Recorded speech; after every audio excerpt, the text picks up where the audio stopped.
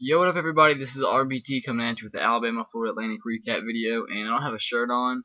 People always complain about that, so I'm gonna wear this blanket. First of all, it's kinda cold anyway, so it's whatever. But we won the game 40-7, kinda sucked. They scored a touchdown at the end because we would have had 3 straight games without a shutout. That hasn't been done in a long time. It wasn't done by Alabama since 1966.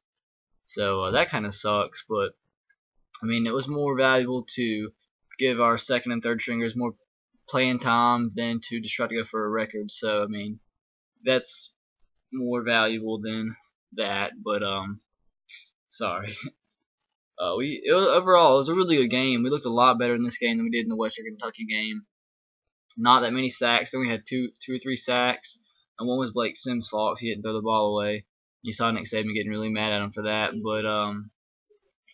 But Eddie Lacy had a good game. TJ Yeldon had a good game. I think TJ went for 70 yards. Eddie Lacy had over 100 yards. D. Hart had a pretty good game. Florida Atlantic couldn't do anything on offense. They had like 30 or 40 total yards of offense until that last drive. And they got I think they ended up with 100 total yards of offense. But the last drive was like 60 or 70 yards of it. So against our first string, they had about 30, 40 yards.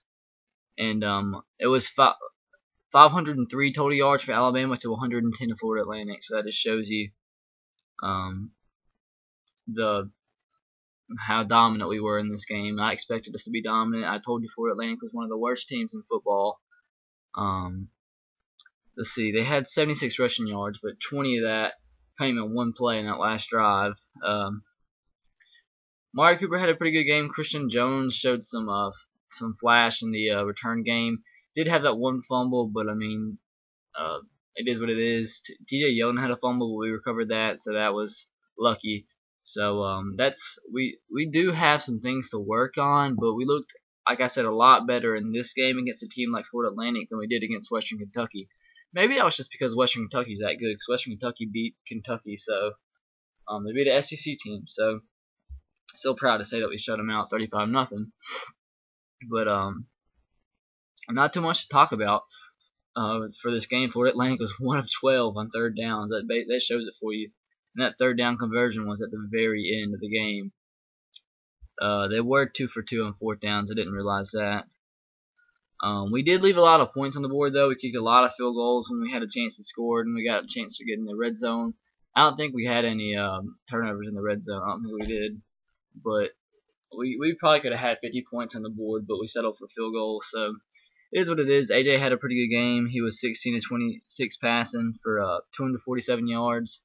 A lot of that came on that first play, or on the first drive to Kenny Bell, like 85 yards. So all in all, it was a good game. I was impressed with the team. We just got to get ready for Ole Miss next week. That should be no problem.